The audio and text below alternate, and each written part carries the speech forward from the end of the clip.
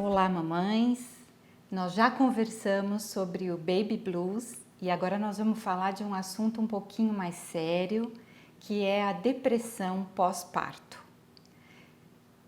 Relembrando um pouquinho, né, o Baby Blues, ele trata daquela tristeza, daquela melancolia que a mamãe tem e que vai da primeira semana até 15 dias, pode durar até 15 dias, e que é uma questão fisiológica, ou seja, não precisa ter nenhuma intervenção para que ela passe, porque vai passar normalmente.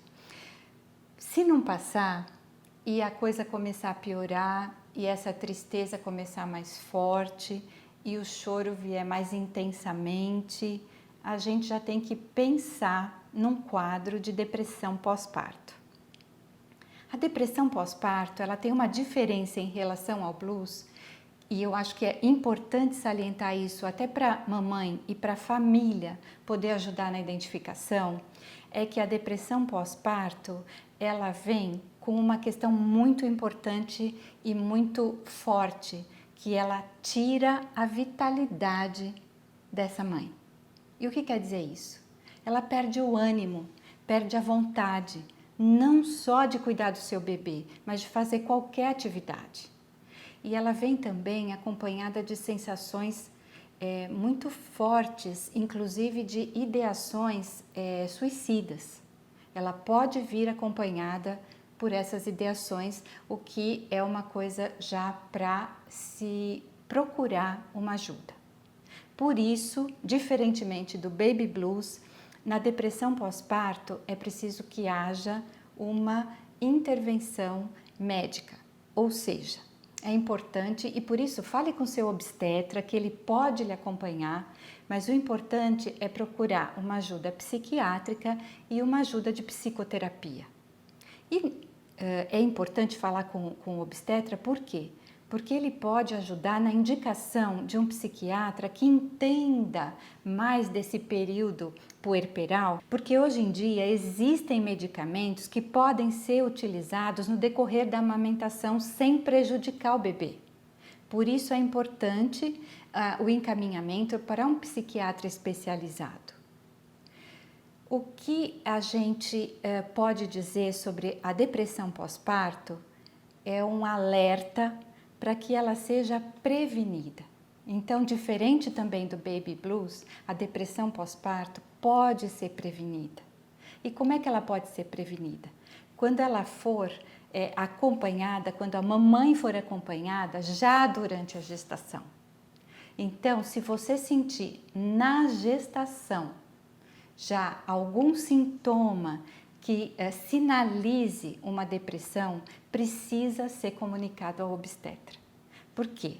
As estatísticas dizem que 60% das mães que têm depressão pós-parto severa já tinham sintomas de depressão durante a gestação ou até mesmo antes dela. E eu não estou falando só de depressão, pode ser também qualquer outro transtorno como síndrome do pânico ou qualquer outro transtorno psíquico na gestante ou na família que possa sinalizar uma predisposição. Outro fator que a gente percebe e as pesquisas indicam como importante e que podem sinalizar uma depressão pós-parto é se a gestante romantizou demais essa fase e quando ela se vê frente a frente com o seu bebê real e não com aquele bebê idealizado, com a maternidade real e não com a maternidade idealizada, com a amamentação real, com os problemas que ocorrem nessa fase, com a intensidade e o turbilhão de emoções, ela se frustra. Tudo isso somado pode levar a um quadro de depressão pós-parto. Não estou dizendo que isso vai acontecer, mas pode acontecer.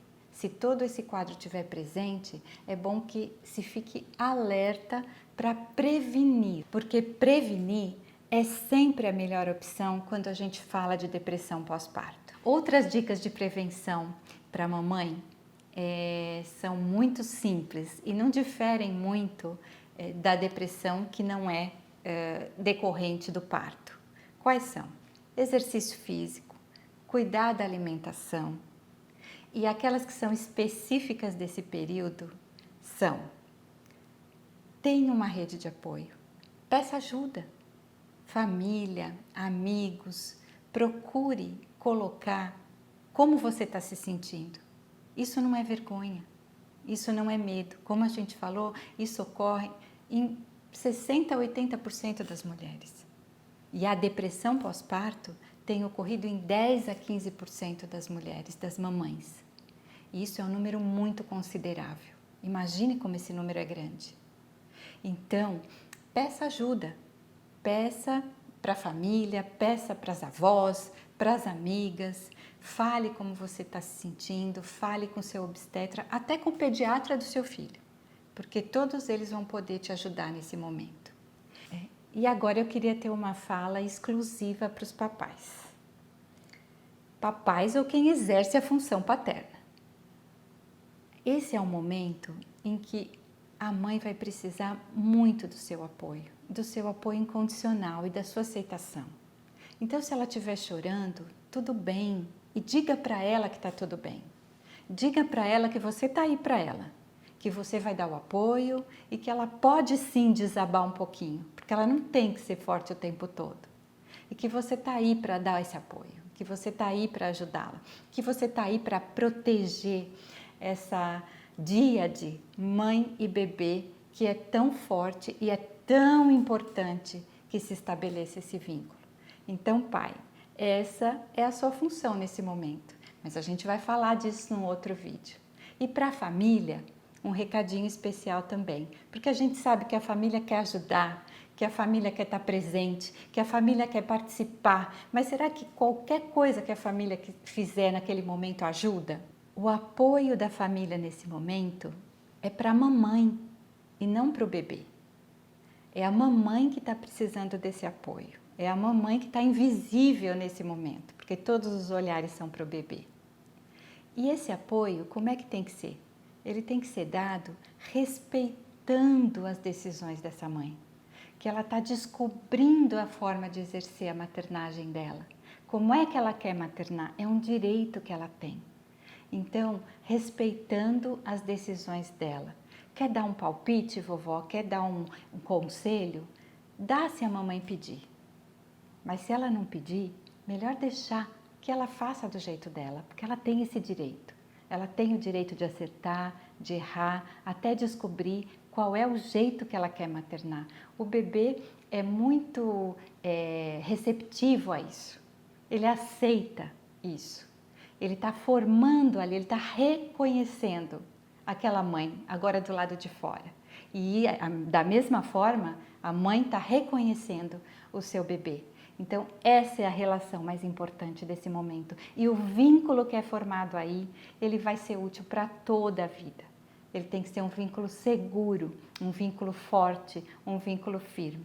Então, cabe à família proteger essa díade. Proteger essa relação mãe e bebê e deixar que essa relação mãe e bebê se estabeleça da forma mais tranquila possível.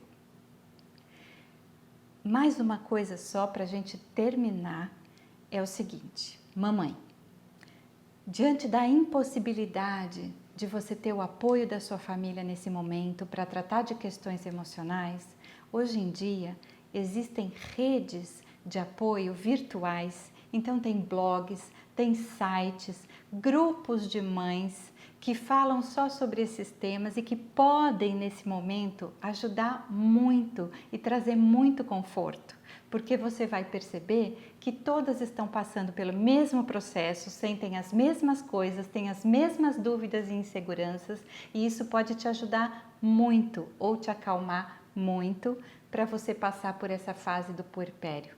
E para a gente terminar, eu queria só lembrar, porque eu já disse para vocês, mas reforçar, que toda paleta de emoções cabe no puerpério.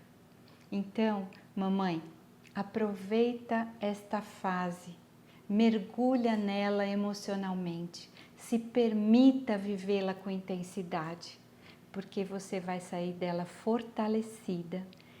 O vínculo com o seu bebê vai sair fortalecido também e você vai se permitir conhecer-se de forma como talvez você nunca tenha feito antes.